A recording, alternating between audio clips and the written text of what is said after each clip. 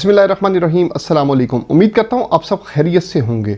आप भी import export का बिजनेस करना चाहते हो और डॉलर्स में पैसे कमाना चाहते हैं, लेकिन हर्डल कहाँ पे आती है? आपके पास पैसे नहीं है या इन्वेस्टमेंट नहीं है। तो आज इस वीडियो में मैं आपको ये बताऊंगा, अगर आपके पास इन्वेस्टमेंट नहीं है तो आप कैसे जो है डॉलर्स में अर्निंग कर सकते हैं।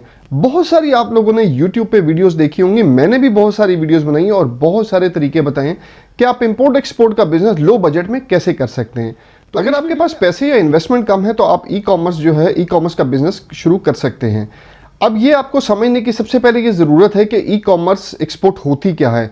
अगर आप ई कॉमर्स की बात करें, कोई भी प्रोडक्ट आप ऑनलाइन सेल करते हैं, जिस तरह पाकिस्तान में दराज.pk है तो आप उस पर सेल करते हैं, या OLX है। OLX तो इस तरह का प्लेटफॉर्म नहीं है ई कॉमर्स एज सच, लेकिन दराज.pk जो है वो आपका जो है किस तरह का प्लेटफॉर्म है। अगर आप उस पर सेल करते हैं तो इसको हम ई कॉमर्स बिजनेस कहते हैं। या अपनी वेबसाइट पे कोई आपने वेबसाइट बनाई हुई है उसके थ्रू सेल करते हैं तो उसको ई कॉमर्स बिजनेस कहते हैं।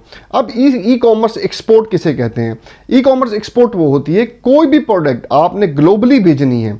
फर्ज करें आपका स्टोर है क्रिकेट बैट्स वगैरह का या फुटबॉल वगैरह का, तो आप उसको आपके बायर जनरेट होते हैं, आपकी वेबसाइट से आते हैं, या आपने अकाउंट बनाया हुआ है eBay पे या दराज.com पे या ETSY पे, ठीक है। तो आपके पास वहाँ से जो ऑर्डर आएगा उसको जब आप डिस्पैच करेंगे, USA में करेंगे, UK में करेंगे या UAE में करेंगे, तो वो आपका जो है ग्लोबली करेंगे उसको आप ई कॉमर्स एक्सपोर्ट बोलते हैं। तो यहाँ पर आपको एक्सपोर्ट की नॉलेज के साथ साथ डॉक्यूमेंट्स का भी, लाइसेंसेस का भी, कौन कौन सी रिक्वायरमेंट है और अगली कंट्री की आया है कि आप जो शिपमेंट भेज रहे हो ये ना हो कि वो फंस जाए, तो आपको उसकी भी नॉलेज होनी चाहिए। अब आपने करना क्या है? सबसे पहले जब भी आपने ई कॉमर्स एक्सपोर्ट के बारे में सोचना है, पहले मेरी एडवाइस ये है कि पहले आप दराज.pk पे अपना अकाउंट बनाएं। थोड़ा सा यहाँ पे अपनी प्रोडक्ट को जैसे लिस्टिंग करते हैं, यहाँ पे उस पर वर्किंग देखें कि उसको गूगल पे रैंक कैसे करते हैं, कैसे उसको जो है पहले पेज पे लेके आना है। सब कुछ उस करने के बाद जब आप ग्लोबली जाएंगे तो आपको बहुत फायदा होगा।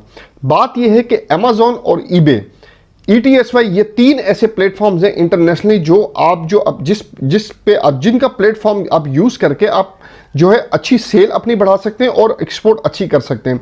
यहाँ पे आप दो चीजें समझने की जरूरत है कि आप ई कॉमर्स एक्सपोर्ट कैसे कर सकते हैं।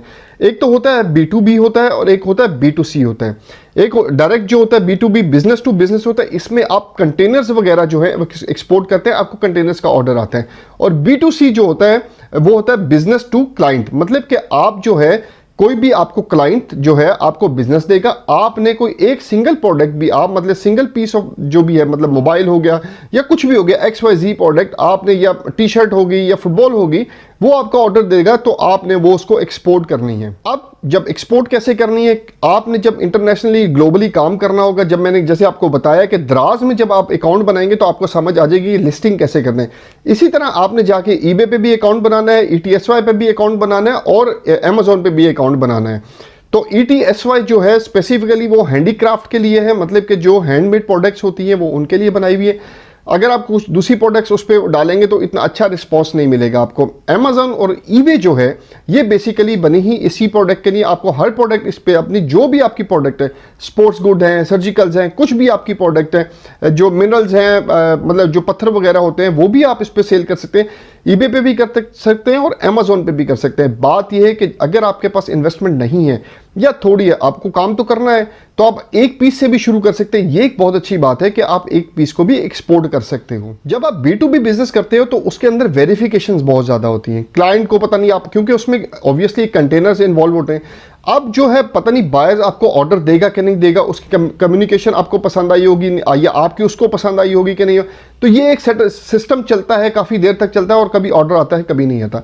अब B2C जो है उसमें डायरेक्ट क्लाइंट है और आप हैं, तो आपको ऑर्डर आने के 99% चांसेस होते हैं। वो इस वजह से होते हैं क्योंकि वो एक चीज़ है। अच्छा, यहाँ पे आपको एक बात और समझने की ज़रूरत है कि इंटरनेशनल जब आप बेचते हैं ना तो उसमें मार्जिन ज़्यादा होता है, ठीक है। जिस तरह आप दराज.pk पे एक चीज़ बेच रहे हैं 50 रुपए की, ठीक है, और वही चीज़ उस आप बाहर बेचेंगे उसको मार्जिन डबल होगा, मतलब उसको जो सेल भी होगी वो भी डबल होगी। मतलब कि हो सकता है 200 रुपीज़ की हो या 300 रुपीज़ की वो बाहर सेल हो रही है। क्यों? क्योंकि उसमें फ्रेट डलेगा, ट्रांसपोर्टेशन डलेगी और उसके बाद मार्जिन डबल होगा। तो यहाँ पे आपको ये समझने की जरूरत है, एक प्रोडक्ट भेजें या कंटेनर भेजें, आपका मार्जिन कितना ज़्यादा है। अच्छा, ऐसा क्यों है? ऐसा इसलिए है कि जहां जो दूसरी कंट्रीज हैं, मतलब पाकिस्तान से जो अच्छी कंट्रीज हैं, मतलब USA होगी, यूरोप होगी या और बड़ी कंट्रीज होगी तो आप उनकी बाइंग पावर अच्छी है, ठीक है। जब बाइंग पावर अच्छी है, वो डॉलर चलता है या पाउंड चलता है, आप अपनी करेंसी देखें, मतलब $1 276 का चल रहा है, ये 277 का है, ठीक है। उनका तो $1 है। अब आप जब $1 की चीज़ डालते हैं तो हमें 277 रुपीज़ मिलते हैं।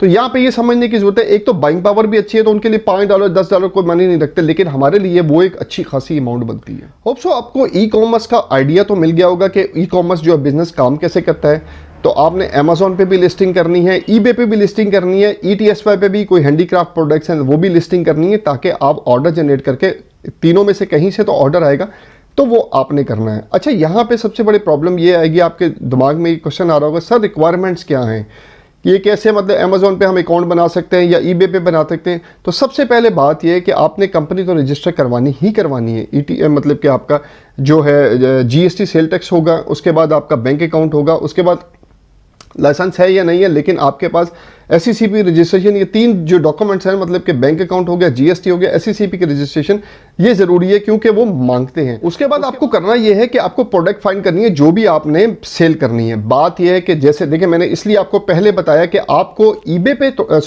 द्रास पे थोड़ा सा टाइम 2-3 महीने लगाएं, उसके बाद आप इंटरनेशनली ग्लोबली चले जाएं। प्रोडक्ट सिलेक्शन आपकी बहुत इंपॉर्टेंट है, रिसर्च बहुत इंपॉर्टेंट है। इसमें जो प्रॉफिटेबल प्रोडक्ट्स हैं आपने वो फाइंड करनी है, ताकि आपका रेवेन्यू जनरेट हो और अच्छा रेवेन्यू स्टार्ट, स्मॉल बजट से अच्छा रेवेन्यू जनरेट हो सके। सबसे इंपॉर्टेंट चीज़ इमेजेस और डिस्क्रिप्शन होती है।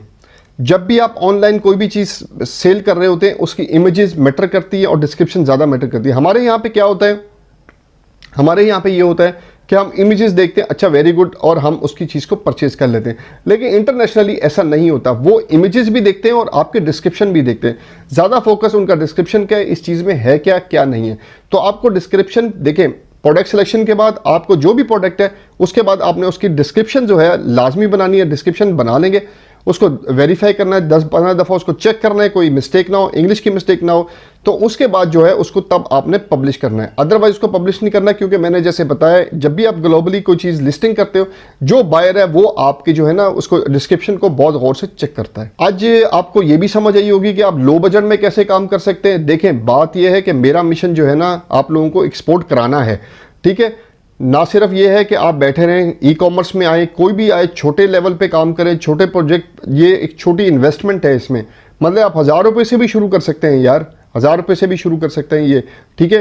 तो आप इन्वेस्टमेंट देखें, बात तो ये इम्पोर्ट एक्सपोर्ट बिजनेस तो करना है, ठीक है।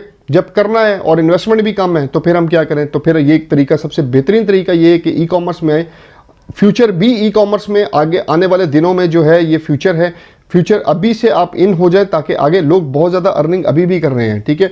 तो आप लोग क्यों पीछे हैं, तो आप लोग भी इससे अर्निंग करें और अर्निंग करके रेवेन्यू जनरेट करें, अपने लिए करें। चलें, उम्मीद करता हूं आपको आज की वीडियो से भी कुछ सीखने को मिला होगा। मेरी वीडियो को लाइक, सब्सक्राइब और शेयर लाजमी किया करें, ताकि आने वाले इंपोर्टर एक्सपोर्टर भी इससे कुछ ना कुछ सीख सके। अगली वीडियो तक के लिए अल्लाह हाफिज़।